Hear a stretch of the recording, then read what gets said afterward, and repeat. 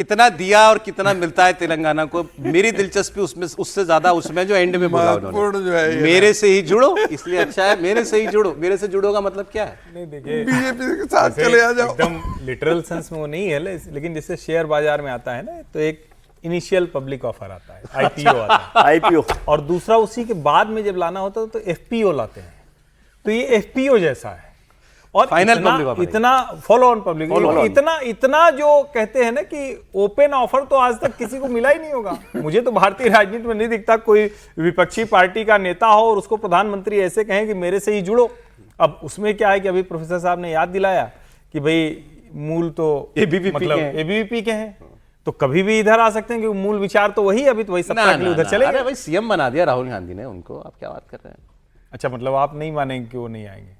अब ऐसे मत कहिए, नहीं, यही सब चैलेंज है मोदी जी दिल पे ले लेते हैं। एक बात बताएं, यही सब चैलेंज जो दिल पे लेते हैं कि एकदम नहीं आएंगे। एक बात बताएं, संघ का स्वयंसेवक कहीं भी जाए स्वयंसेवक की पथ से थोड़ा सा विचलन होता है, लेकिन मूल पर आने की पूरी संभावना रहती है। अरे भाई वो इतने विचलन नहीं, वो इतना विचलन हो चुका है, वो कहते हैं कि कांग्रेस मीन मुस्लिम, मुस्लिम मीन कांग्रेस। वो तो ये बयान देने वाले वो तो राहुल का प्रभाव है ना। मैं कह रहा हूँ इतना भ्रम अगर है तो 2015 के पहले हेमंत शर्मा के बयान निकलवा लीजिए। अच्छा, कोई दिक्कत नहीं होनी, या शुभेंदु जी के बयान निकलवा लीजिए। ओके ओके ओके सर, इस पर भी रिएक्शन आपका लूंगा विजय जी। अगला बयान भी दिखा रहा हूं, क्योंकि मैंने कहा ना मोदी जी को अभी हो गया, अभी हमने शुरुआत जहां से की थी आज। अच्छा, वो सोमनाथ वाली बात थी ना मोदी, वो भी तस्वीरें दे दीजिए, याद आ गया मुझे। सोमनाथ से जगन्नाथ, गुजरात से पुरी, उड़ीसा यात्रा पूरी हो गई। थोड़ा और ऊपर जाइए तो आसाम भी हो गया, बंगाल भी हो गया, नॉर्थ ईस्ट पूरा आ गया। बचा क्या? ऊपर से शुरू कीजिए, कश्मीर स्पेशल केस है, लेकिन वहां भी एलजी तो है ही। कश्मीर से बीच में एक पंजाब छूट जाता है, एक झारखंड बीच में आ जाता है। झारखंड में सरकार रही हुई है इस बार, अगली बार कभी तो आएगी बीजेपी के पास, तो वो अनछुई टेरिटरी नहीं है। एक हाँ, हिमाचल है, वो भी जुड़ जाए। अभी पंजाब हिमाचल है, हिमाचल के लोग मान के बैठे हैं कि आएगी बीजेपी के पास। तो मोटे तौर पर एक पंजाब, और उसके बाद फिर सीधा दक्षिण, और दक्षिण में भी 3 राज्य। तेलंगाना में ऑलरेडी बीजेपी का बहुत बड़ा फुटप्रिंट है, बीजेपी ऑलमोस्ट मुख्य विपक्षी दल है तेलंगाना में। कर्नाटक में वो सरकार की क्लेमेंट है, पहले रह चुके हैं। बिल्कुल। आंध्रा में ठीक है, आंध्रा में उसको अपना प्रभाव बढ़ाना है, लेकिन एनडीए अभी तो फिलहाल जगह वो इनके साथ ही हैं, और नायडू साहब। बचते तमिलनाडु और केरल, मोटे तौर पे चुनौती। अब केरल को लेकर जो बात प्रधानमंत्री ने की वो आपको सुनाता हूं। उन्होंने कहा बंगाल में भी हम 0 से 3 गए थे, 3 से 77 गए थे, और 77 से 207 आ गए। और केरल में हमारी यात्रा, अगर वही ट्रेजेक्टरी है मान लो सत्ता की, तो हम 0 से 3 पे आ चुके हैं। अब हमको अगले नंबर पर जाना है, जहां हम मुख्य विपक्षी दल बने, और हो सकता है उससे पहले ही हम सत्ता में भी आ जाएं। सुन लेते हैं। अभी केरलम में भी हम 1 से 3 एमएलए तक पहुंच गए हैं, और जब 3 पहुंच जाते हैं ना, तो वो दिन दूर नहीं जब केरलम में भी बीजेपी एनडीए की संख्या 3 से बढ़कर बहुमत के आंकड़े को पार कर जाएगी। सर मतलब उनको अब बीजेपी, अब मोदी जी हड़बड़ जल्दी में है अब कि भाई ये दक्षिण जो बचा है यहाँ भी दक्षिण, क्योंकि वो लगता रहता है ना कि अभी दक्षिण की बात, पैन इंडिया जो पार्टी होने की बात। तेलंगाना और केरल का बता दें सर, बीजेपी का क्या कोई है चांस? तेलंगाना में तो बीजेपी ने काफ़ी अपनी जगह बना ली है। ये तो खैर अभी वो मजाक में बात कर रहे हैं, मुझे इसकी संभावना कम लगती है। लेकिन मैं ये समझ रहा था, अभी बात कर रहे थे कि जो अच्छा एक गुड पॉलिटिकल ह्यूमर था जो भी बात तेलंगाना के सीएम ने की, लेकिन मैं ये उम्मीद कर रहा था कि रेवंत रेड्डी ने तो प्लान करके ये बोला होगा, प्रधानमंत्री ने नहीं बोला, वो ये सोचकर आए होंगे कि मैं ये बोलूंगा। वो इसलिए भी कि भाई प्राइम मिनिस्टर के सामने सब लोग अपनी मांग करते हैं, तो उस हिसाब से भी तो उन्हें जब ये बात बोलनी थी तो उनको वो कंपैरेटिव स्टडी रखनी चाहिए थी अपने पास, डेटा भी होना चाहिए था, डेटा होना चाहिए था, जिसका जवाब प्रधानमंत्री ने वैसे ही दिया। समझे? मतलब प्रधानमंत्री के सामने तो प्रधानमंत्री को तो नहीं पता था कि रेवंत रेड्डी ये बोलने वाले हैं। बिल्कुल, रेवंत रेड्डी को तो मुझे पक्का है कि उनको पता था कि उनको क्या बोलना है। तो उनको वो जो कंपैरेटिव स्टडी है, गुजरात वर्सेस मनमोहन सिंह सरकार, मनमोहन सिंह सरकार इन्होंने मुझे कितना दिया, वो करना चाहिए था। तो उससे थोड़ा विजय जी एक लाइन बोल दूं, प्रधानमंत्री की टीम इतनी कमजोर नहीं होती है, जैसे ही उन्होंने बोला होगा उन्होंने स्टैटिस्टिक्स निकाल लिया होगा। नहीं, लेकिन वो तो और उससे 5 पहले मिनट प्लान प्रोसेस करके आए होंगे। मैं तो रेवंत जी की बात कर कह रहे रहा हैं हूँ। मोदी जी के पास तो डेटा था, रेवंत जी जिन्होंने बात शुरू की उनके पास भी उनके होना पास तो चाहिए। होना यदि चाहिए था नहीं ना, भी वो हुआ उस पर होगा काम ना, करना चाहिए। तो और यदि उनकी आपको टीम ध्यान उनको हो कर कि दिया जब हो। नरेंद्र मोदी जी गुजरात में मुख्यमंत्री थे तो भारतीय जनता पार्टी की पूरी लड़ाई फेडरलिज्म की होती थी कि भाई सेंटर स्टेट रिलेशनशिप को लेकर सबसे ज्यादा जो लड़ाई लड़ी है वो प्रधानमंत्री जी ने लड़ी मुख्यमंत्री के तौर पे। तो वो ज्यादा जानते हैं उस सारे रिलेशन। अरे बताइए, आप इस बात को मानते हैं क्या, ये जो हमारे डबल इंजन का नारा इतना चलता है, क्या ये केंद्र की सरकार, मोदी सरकार, बीजेपी रूल स्टेट्स और ऑपोजिशन रूल स्टेट्स में कोई अंतर करती है? काफी हद तक होता है ऐसा, सभी सरकारों में होता है। लेकिन मैं तो वैसे भी जो डबल इंजन सरकार का जो स्लोगन है ना, उसे ही एंटी डेमोक्रेटिक मानता हूँ। क्योंकि डबल इंजन की सरकार ही आपको ये कह रही है कि भाई आप मेरी पार्टी की सरकार होगी तभी ये काम होगा। ये इंटेंशन में उसमें इन्वॉल्व है। इसका मैं मतलब इसका फैक्ट्स की बात नहीं है। नहीं, ऐसे मत जाने दीजिए, ऐसे मत जाने दीजिए। तो नेहरू के समय एंटी डेमोक्रेसी था इंडिया में, एक छत्र जब राज था, वन पार्टी डोमिनेंस सिस्टम था, तो सब एंटी मैं डेमोक्रेटिक तो होता डबल था। इंजन स्लोगन की बात कर रहा हूँ। मैंने- डबल इंजन स्लोगन डबल अपने आप इंजन- में डबल इंटेंडेड है कि जब वो भाई आपको हमसे जुड़ोगे तो फायदे में रहोगे। नहीं नहीं, हम उसका दूसरा परिप्रेक्ष्य भी आप देख लीजिए कि तुम कन्फ्रंटेशन में हमसे जो हमेशा रहते हो वो तुम्हारी इकोनॉमी को डैमेज कर रहा है। ममता बनर्जी ने क्या किया? कन्फ्रंटेशनिस्ट अप्रोच रखा। ठीक है। तेलंगाना में क्या किया? कन्फ्रंटेशनिस्ट अप्रोच रखा। ओके सर, ओके सर, एक बार एक कमेंट आ जाए, मैं इसको फिर अगले उस पर बस लेना इसको चाहता हूं। संदर्भ के लिए समझा दूं। जब बहुजन समाज पार्टी के 6 के 6 विधायक यानी पूरी की पूरी पार्टी उदरस्त कर लिया था कांग्रेस ने, तो सचिन पायलट ने कहा कि भाई हमारे साथ आ जाएंगे तो उनकी विधानसभा में काम होगा। तो वो अपनी जनता के लिए, लोकतंत्र की बेहतरी के लिए आए हैं। समझने के लिए विजय जी ने कहा एंटी डेमोक्रेटिक है। सचिन पायलट ने ये कहा मेरा सोच है। नहीं, मैं वही कह रहा इसको हूं। anti-democratic और मूल मानता बात क्या है, जो सरयू कैनाल प्रोजेक्ट, मैं कह रहा हूं इसको लोग खोज के जरा पढ़ लीजिएगा। अखिलेश यादव की सरकार रही, उस परियोजना पर नहीं बढ़ पाए। मायावती जी की सरकार रही तो नहीं बढ़ पाए, तब तो मोदी जी नहीं थे।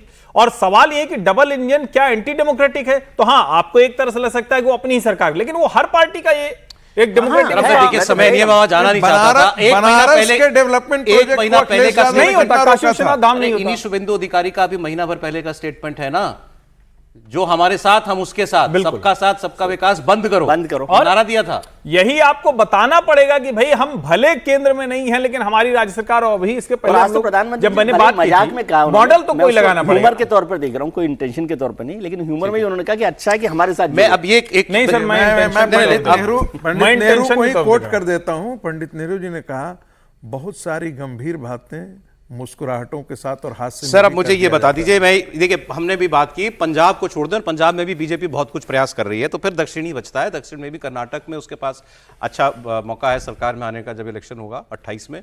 उसको तेलंगाना में जो है, तेलंगाना में भी 28 में है। अब देखिए उनकी जो हंसी मजाक की बात हुई है, कहीं कोई गंभीर ना हो जाए बात ये।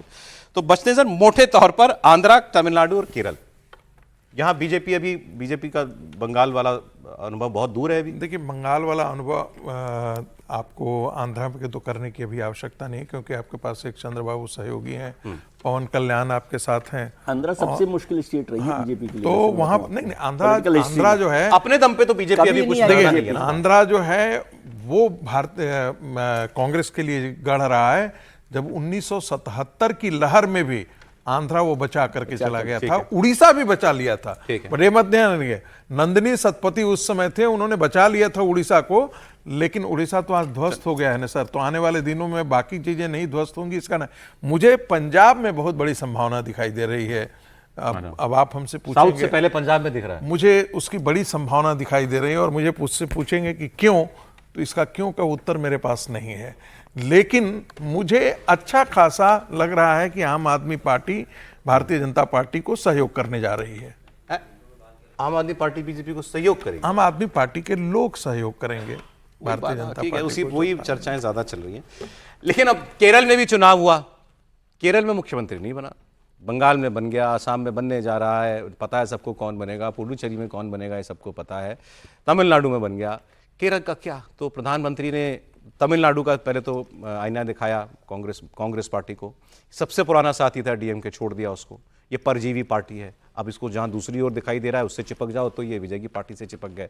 फिर उन्होंने केरल की बात की, कहा कि भाई बहुमत तो मिल गया केरल में कोई तमिलनाडु जैसा संशय तो है नहीं, कि कौन बनेगा सीएम बनने के लिए, नंबर नहीं है, नंबर जुटाने पड़ रहे थे विजय को, तो 5 दिन लग गए, 4 दिन लग गए।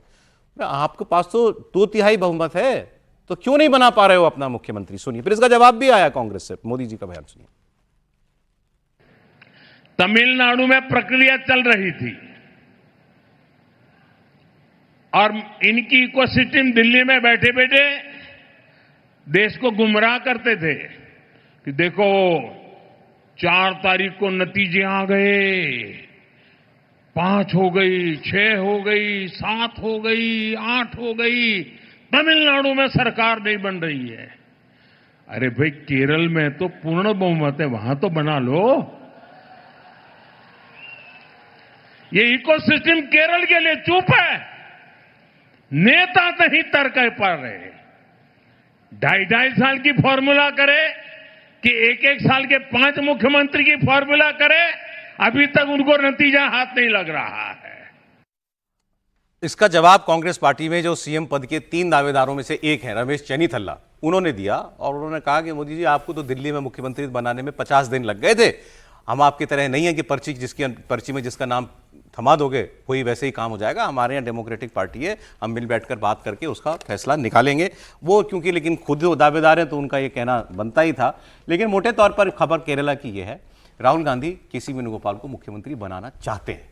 ऑब्जर्वर भी जो लौटे हैं केरल से, वो यही बात लेके लौटे हैं कि विधायक इनके साथ हैं।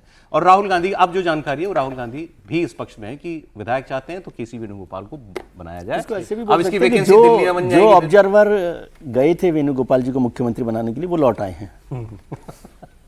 केसी वेणुगोपाल को मुख्यमंत्री बनाने के लिए गए थे, इसीलिए गए थे ना। अब दिख रहा है ना आपको भी, यही सचिव हैं तो गए हैं। मोटा मोटा दिख यही रहा है ना। इसमें पेच एक ही है कि वहां जो सहयोगी हैं मुस्लिम लीग, IUML और एक और जो है, वो चाहते हैं कि सतीश नहीं, लेकिन एक मतलब इस पे सचमुच गंभीरता से सवाल होना चाहिए। अभी पूरा वो जिसको कहते हैं ना, कांग्रेस के नेता, दूसरे लोग, कांग्रेस का IT सेल कह रहा है कि देखिए ऐसे होता है, तमिलनाडु ने वो जो हिंदू सांप्रदायिकता थी उसको खारिज कर दिया, जोसेफ बन गए, सब कुछ हो गया, ईसाई को चुन लिया। बहुत लोग कह रहे हैं भाई एक मुस्लिम मुख्यमंत्री क्यों नहीं कांग्रेस दे रही तमिलनाडु, केरल में?